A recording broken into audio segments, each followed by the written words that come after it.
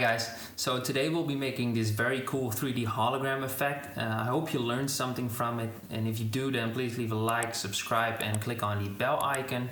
If you decide to make this yourself, I would love to see your work, so send it to me on Instagram. The link is in the description down below. You can also buy the project files to save you some time for a couple of dollars. The link is down below as well. Okay, so we are back again in a new Blender scene, and we're just gonna go ahead and select everything with A and then hit X to delete. And now, first of all, we want to add a cylinder. So we press numpad 1 to go into front view and then Shift A to add in a cylinder. And now we want to move this up. So G and Z to snap to the Z axis and hold Control to snap to grid. And we move it up a bit. And now I'm tapping into edit mode. And we want to move the top face down.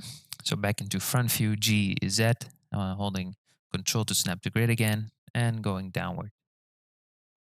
Now we want to scale this up. So press S to scale, Shift Z to exclude the Z axis and then scale it up a bunch. Something like this.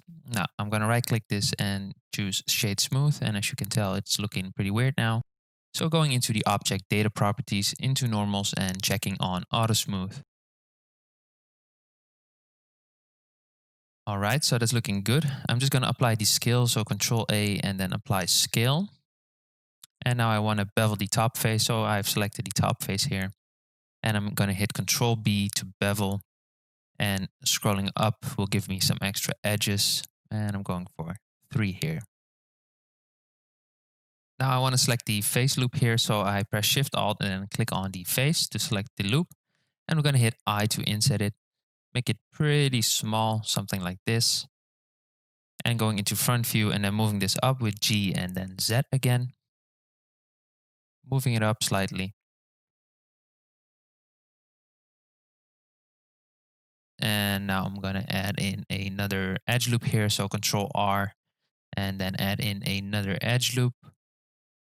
And I'm going to move that up as well. All right. So now I want to select the face loop here. So holding Control to snap to the path. And after I've done that, I'm going to hit E to extrude and then Escape to cancel out of it. And then press Alt S to scale it inward. Now I'm going to do the same to the bottom face loop. So select all of these, holding Control again. And in this case, I don't want all the faces, so I'm going to go into the Select menu and then choose Checker Deselect. And now I want to extrude these, so hit E to extrude. Cancel out of it with Escape and then pressing Alt S to scale again. Scaling them outward. Something like this, yeah. All right, so for the top face, I want to inset this. So hit I to inset the face and scaling it in. Now selecting the face loop and insetting the face loop again. Making it quite small. And I'm going to go ahead and select the face loop and extrude it downward. And after that, I want to add in a bevel modifier. So I'm going to go ahead and add it. Change the limit method to angle so it looks properly. And change the other parameters, give it some more segments to make it smoother. Give this like a 0.02. Yeah, 0.02. And that's looking nice. All right, let's go ahead and add some materials. I'm going to add a new material here and calling it plain metal. And I'm just going to make the color here darker so I can see what I'm doing. Going into material preview as well. And adding a second material now. A new one again and calling this special metal. Now adding a third one as well. This is going to be the first emitter, so blue emitter. And adding a fourth material and calling that one a red emitter. Now let's go ahead and assign some of these. So this face loop over here, I want to be the special metal. So I'm just going to go ahead and assign the material there and changing it to black just for reference. And the center face, which is going to be the hologram emitter, is going to be the blue emitter. Change the type to emission. make it blue, and changing the strength. Now also want to select this face loop down below and the face loop above it as well. Holding Control to do that. And applying the red emitter. So I'm going to change the surface type to emission here, changing the color to red and changing the strength to something like 3. Now we want to add in a new cylinder to create the room. So go ahead and add in a new cylinder, and in the menu give it some extra geometry. So I'm increasing the vertices to something like 64. Now I want to shade smooth. So right click to shade smooth and checking on auto smooth again. Now we're pressing numpad 1 to go into front view and moving this up with G and Z. Holding Control again to snap to the grid. And now I want to scale this outward. So S to scale, then Shift Z to lock it to the Z axis and give it something like 8. Now I'm pressing Tab to go back into edit mode and selecting the top face here and then moving that up with G and Z again. And after that, I want to delete the face. So now let's go ahead and add in a camera. So Shift A and choose camera. After which we are going to type numpad 0, which brings us into the camera view. So let's bring up the menu here with N, go to the View tab, and then check on Camera to View. And now we can scroll out to get the angle that we want. And we're just going to go ahead and hide the room for now. And then place the emitter object in the camera where we want it to. And that's looking good. So I check off Camera to View again and re-enable the room by clicking on the eye icon. Now I want to tap into edit mode for the room and then select all the faces which are blocking the camera view and delete those. Now, just to be sure everything works, I'm going to apply the scale for the room. And I'm going to go ahead and change a few things here. So I'm going to select the bottom face and then inset it with I. And scaling that in. Doing that again, scaling it in even further. Something like this. And doing that for the third time. And then selecting the face loop here. And I'm going to scale it in ever so slightly with Shift Z. And then I'm insetting it again, making it fairly small. And now I want to select the face loop and extrude that downward. So E to extrude and then pull it downward ever so slightly. And I'm going to go ahead and select the face loop here, the small one. And I'm going to add some materials now. So first of all, let's add the plain metal. Let's get added to everything now. Now I want to add the red emitter just to that specific face loop there. So I'm going to add in a new material, choose the red emitter from the menu and hit assign. After which we select the interior faces there, add a third material, choose the special metal and then hit assign again. Now we're going to go ahead and import the character here. So we go to File and then to Import and choose FBX.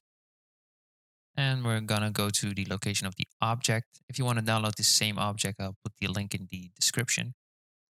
And we choose the FBX here and make sure animation is checked on because I want the animation here. And hit import. Okay, so that got added to the scene now. And we want to go ahead and change a few of the things here because it's way too big, as you can tell. And first of all, we can just go ahead and delete the animation. So delete that, it will still work, as you can tell, because the animation is baked into the armature. And we're going to select the armature here and then make sure we select the keyframe, the first one. And as you can tell, the animation is 241 frames. So I'm going to limit my scene to that as well. So changing the frames there to 241 and the frame FPS to 30. Now we can go into the object properties here. And while being on the first frame, change a few parameters here. First of all, I'm going to click on the scale here and then drag down to change all the values. I'm going to choose a 0.1 value here and then hover over it and press I to make the keyframe. Then I'm going to the last frame and I'm going to repeat the same. So 0.1 and I to make the keyframe. And as you can tell now, it became a lot smaller. For me, this is the right size. Now I also want to change the height here. So the Z height, in this case, I need a 1.1 on the first frame. And I want to change the rotation so the character faces us and 45 degrees works for me. Confirming both of those with I again, and then going to the last frame and repeating those same steps. So a 1.1 and a 45 degree on the Z rotation and an I to confirm that. Now everything is working like it should and it's looking good. Now I want to add in a wireframe modifier next. So I'm going to go ahead and select the object there and going into the modifier tab and then adding a wireframe modifier. I'm going to change the thickness to a 0.01 and then make sure boundary is checked on as well. All right, so I'm going into render properties next and checking on a few things, checking on ambient occlusion, specifically bloom and screen space reflections. And I also want to go into the volumetrics here and then change the tile size. So it will be a better quality later on. All right, so we've got that set up now. Now I want to change the camera angle a bit. So I'm checking on camera to view again in the end menu and the view tab and then moving it around so I get the angle that I want. And this is looking, yeah, that's looking good to me. Make sure to check off camera to view afterwards so you don't ruin your angle later on accidentally. Now I want to add in a modifier to the room as well. In this case, a bevel modifier again, changing the limit method to angle, the amount to something like a 0.03 and the segments to 3 as well. Now let's go ahead and get into the good stuff. And we're going to add a material to the pilot avatar here. I'm calling it Hologram specifically and changing the type to emission, changing the color to a bluish tint, and then changing the strength to a 10. And I'm going to change the world settings here as well. So changing the color in the world tab to black, giving me the look that I want. All right, so we've got our setup going now.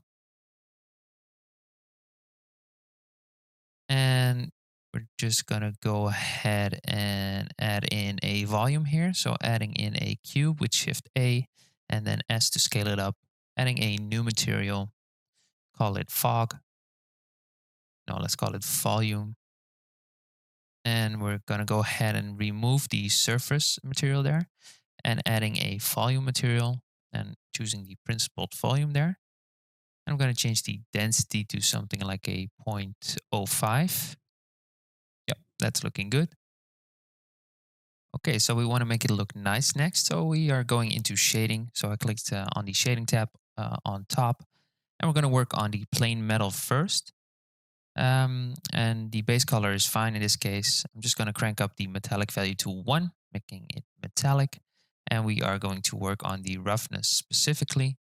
And just a quick tip before we begin. By going to the add menu, which is up here, we can choose a node. For example, the checker texture here. We can right click it and then add it to the quick favorites, which will allow us to use these by tapping Q on the keyboard and choosing one of your quick favorites.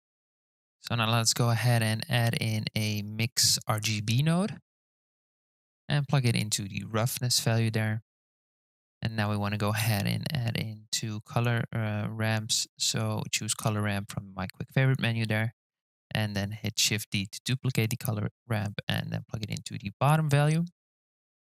And now we want to add into noise texture. So adding in a noise texture and duplicating that, plugging the factor into the factor. And just to get the look that we want, I'm going to bring up the black value on the top ramp there, making it a bit more reflective. And I will want to change the scale here to something like a 25. And I want to add some more detail, so something like 10, and crank up the roughness as well to a 0.8. And the bottom one is going to be a large scale for the contrast and breaking up the amount of roughness we have. So a 1 removing all the detail and removing the roughness bit as well. And this will break up the material nicely. And I'm just going to change the type here to a screen value. And this is giving me the look that I was looking for, a rather rough and simple metallic material. I'm just going to crank up the distortion a bit to create a bit more randomness. Now, I want to go ahead and copy these. So Control C to copy these, and then going into the special metal and changing that, I'm going to paste them with Control V. And I'm just going to crank up the metallic here as well and plugging in the screen mix RGB node into the roughness. Okay, so that's easy enough. Now I want to work on the base color a bit, so I'm going to add in a voronoi texture there and add in a color ramp as well. And I'm going to change the type from linear to constant, and then bringing in the right value and changing the color to a light gray bluish tint, and bring the dark value into dark gray there, and then plug in the distance to the factor here, changing the type from F1 to F2, and the other one I want on Chebyshev. Now I can plug that into the base color. And I noticed I made a mistake. I forgot to add the right material on the back wall. So I'm just going to go ahead and select all of these faces here and then applying the special metal to those because I want the contrast there. And that's looking how I want it to. Now I want a smaller scale for more variation. I'm going to change it to something like a 10 here. I'm going to duplicate these nodes and I'm going to move them down because I want to add small emission lights here. So I'm going to plug in the color ramp into the emission. I'm going to change the colors to a normal black and white value. So changing those white and then the other one to black. And I want to change the white maybe to a slightly bluish tint and then up the value there to something like a 3. And I'm going to bring in the white to the right there, bring in the black as well, putting them pretty close and changing the scale to something like a 40. No, that's too much. Let's go for 30. And as you can tell now, all these awesome sci-fi style lights got added and just bringing in the white and black a bit more. This is looking very cool. Okay, so my emission materials are not strong enough just yet. So I'm going to go into the materials there and changing the blue emitter to something like 10 and the red emitter to something like a 7.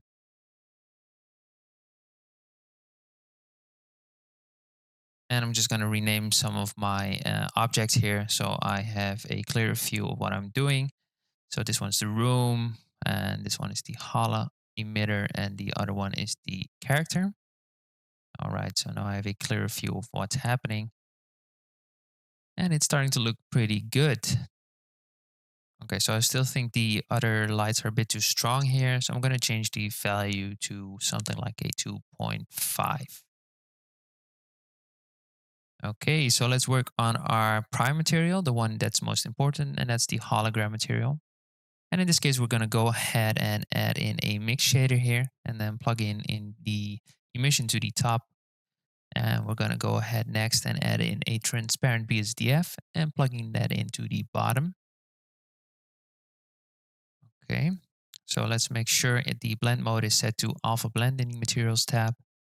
And we're going to go ahead next and add in a mix RGB, setting it to lighten and then plugging that into the factor. Now we want to add in a color ramp and plug it in into the bottom color, and then add in another mix RGB and then plug it in into the top one and setting it to screen. Now I want to bring in the black value on the color ramp there. Do something like this, switch them around. Yep, that's looking good. And we're going to add in a gradient texture there and hit Control T to get the mapping and texture coordinate nodes. And if that's not working for you, then go into your preferences, into your add-ons, and looking up Node Wrangler and making sure it's checked on. I want to change the Z value there to -90. Change the factor to something like a 0.95. After which we are going to add in two more color ramps and plugging those into the screen mix RGB node and changing the factor to 1. I want to change the top one to constant as well, bringing in the black value and the white value pretty close to each other, something like this. And the bottom one, I want to bring in the black as well, but it can stay on linear. Now, we want to create the lines there, which are animating. So we're going to add in two wave textures, adding it in and duplicating it and plugging in the color into the factor there. And I'm going to hit Control T on both of these, creating the mapping and texture coordinate nodes and changing the value there from X to Z. Now, also want to change the rotation there. So I'm going to change the X rotation in the mapping nodes to 90 on both of those. And as you can tell, the lines got added properly now. I'm going to change some of the values of the wave texture to get the result that we are looking for. And I want the top one to be very small lines. I'm going to bring the scale up to something like 20, detail to something like 15, detail scale and detail roughness to 0. And on the bottom one, I want bigger lines. So it's something like a 3. The detail can go up to 15 as well. And the detail scale and detail roughness can go to 0 again. All right, that's looking good. So I found out I made a slight mistake there. On the gradient texture, it's supposed to be minus 90, not 90. And now it's looking good. So it's fading from the bottom to the top. Next up is animating. So let's add in a new timeline window and then selecting the mapping node of the wave texture and then changing the Z there. So I'm going to hit I on the first frame, and on the last frame, I'm changing the Z to -1 and then hitting I again. I want to select all of these keyframes and then hit T and changing the interpolation type to linear. And we're going to do the same for the bottom one. So select the mapping node on the bottom, going to the first frame and entering the keyframe with I by hovering over Z, and then going to the last one and changing the Z value to -3 and tapping I again. And then make sure to change the interpolation type to linear. All right. So this is animating our lines now. I'm not completely happy with the contrast here, so I'm going into the render properties and then to color management. I'm going to change the look, which is under filmic there, and change it to very high contrast, giving us way more color. And I'm going to change the samples here, so that's set up for rendering. And I want to add in some lights next because it's too dark. So we're going to go ahead and add in a point light here and make sure we can see where it is, and moving it up and moving it down in our room and changing the power by quite a lot to something like 250, changing the color to a bluish tint and making sure it's nice. We're just going to move it in a bit with G again, and that's giving us the detail that I was looking for. Okay, so let's duplicate that one with Shift D and move it across and bring it in a bit closer and changing the value down to something like, let's go for 150 watts. And this one is just a bit too strong, so I'm bringing it down to 200. Yeah, that's looking very cool. Now I want to bring in the spotlight here, which is for our hologram. I'm just going to rotate it, so R and then X to snap it to the X axis, and then rotate it by 180 degrees so it's facing up. Now let's move it up as well. So G and Z, moving it up, changing the power to a very high number like 500. And we want to make sure the color is the same as our hologram, so something bluish. Now I want to increase the size here so it envelops the whole character. So 70-ish will do. And finally, I want to add in a third light. So I'm going to add in another area light and move it up. Oh, I think that was way too much.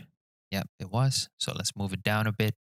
And I'll press numpad 7 to go into the top view and scale it up a bunch. And then scale it again, but only on the x-axis, making it fairly wide. And bringing in the power to 250 watts and changing the color to a bluish tint as well.